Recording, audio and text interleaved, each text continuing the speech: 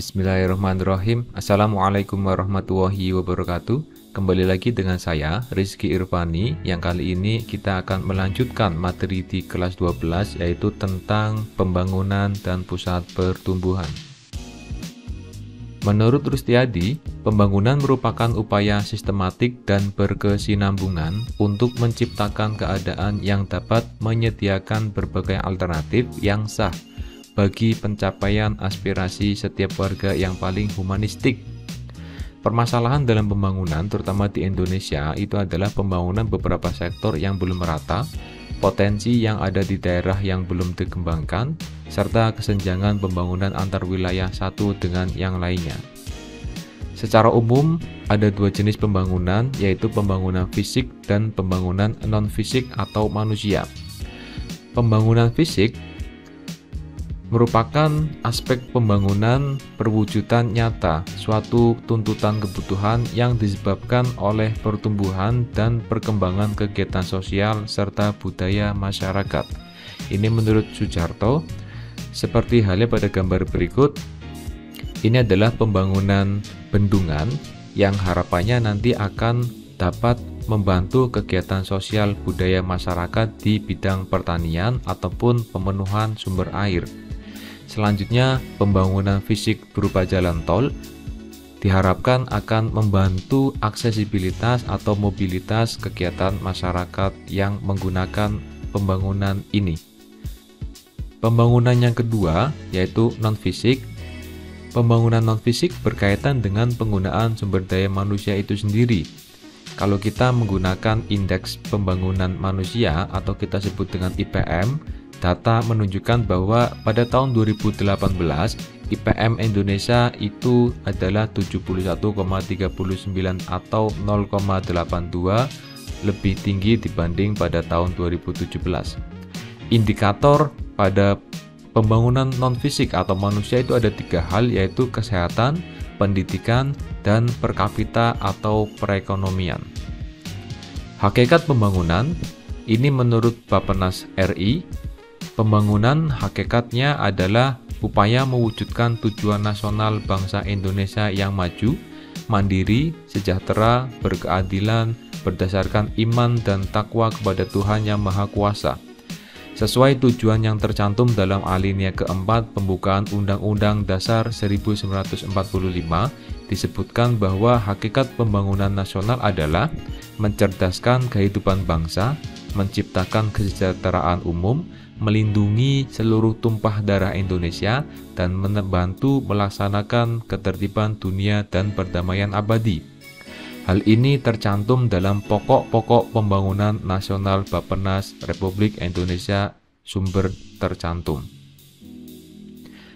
Materi yang selanjutnya adalah pusat pertumbuhan. Pusat pertumbuhan atau growth pole adalah suatu wilayah atau kawasan yang pertumbuhan pembangunannya sangat pesat jika dibandingkan dengan wilayah lainnya, sehingga dapat dijadikan sebagai pusat pembangunan yang dapat mempengaruhi pertumbuhan dan perkembangan wilayah lain di sekitarnya. Faktor yang mempengaruhi suatu wilayah bisa menjadi pusat pertumbuhan, yaitu adalah lokasi, sumber daya manusia, sumber daya alam, sarana pendukung, dan sosial budaya masyarakat. Pusat pertumbuhan di Indonesia tercantum dalam regionalisasi pusat pertumbuhan yang digagas atau dicanangkan oleh Badan Perencanaan Pembangunan Nasional atau Bappenas yang telah membagi wilayah Indonesia menjadi 4 pusat pertumbuhan dengan kota utamanya, yaitu Medan, Jakarta, Surabaya, dan Makassar. Setiap pusat pertumbuhan atau regional membawai beberapa wilayah seperti dalam peta berikut. Ada regional A, regional B, regional C, dan regional D, atau lebih jelas bisa kita lihat pada tabel berikut. Regional A dengan pusat pertumbuhan Medan membawai wilayah 1 dan 2 yang meliputi daerah-daerah yang tercantum dalam tabel. Regional B, pusat pertumbuhannya adalah Jakarta, merupakan pusat dari wilayah 3, 4, dan 5 pada kota-kota yang tercantum dalam tabel. Regional C yang merupakan pusat pertumbuhannya itu adalah Surabaya yang membawai wilayah 6 yang tercantum dalam tabel. Kemudian yang keempat adalah wilayah regional D. Pusat pertumbuhannya adalah Ujung Pandang yang sekarang kita sebut adalah Makassar. Wilayahnya adalah wilayah 8, 9, dan 10.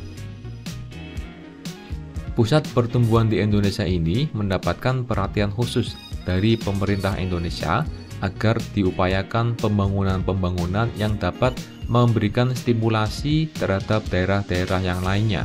Makanya beberapa era pemerintahan telah dicanangkan tentang pembangunan-pembangunan yang diterapkan terhadap pusat pertumbuhan di Indonesia. Yang pertama, yaitu Master Plan Percepatan dan Perluasan Pembangunan Ekonomi Indonesia atau MP3EI yang dicanangkan tahun 2011 yang diharapkan akan dibangun sampai tahun 2025. MP3EI ini dicanangkan pada saat era pemerintahan Presiden Susilo Bambang Yudhoyono di periode yang kedua.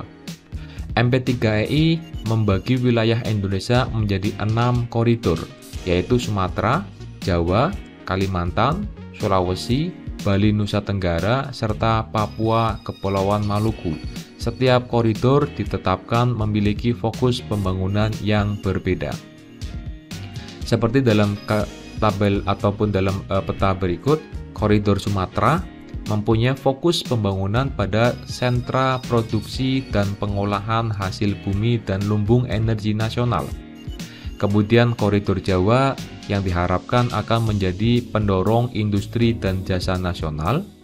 Koridor Kalimantan diharapkan mampu menjadi pusat produksi dan pengolahan hasil tambang dan lumbung energi nasional. Koridor Bali dan Nusa Tenggara diharapkan mampu menjadi pintu gerbang pariwisata nasional dan pendukung pangan nasional.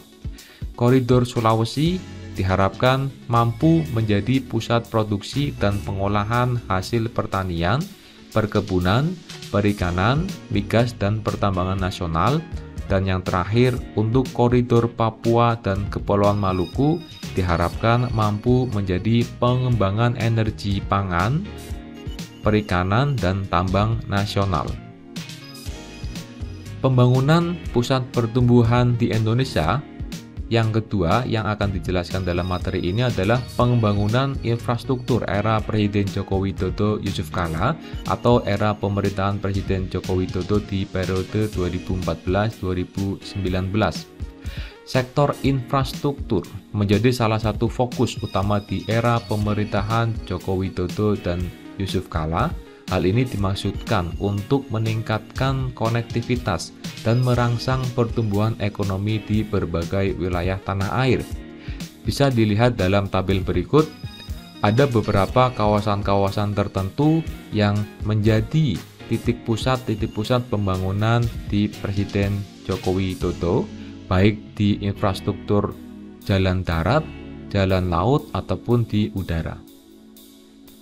Sekian yang bisa saya sampaikan tentang pusat pertumbuhan dan pembangunan yang ada di Indonesia. Terima kasih. Assalamualaikum warahmatullahi wabarakatuh.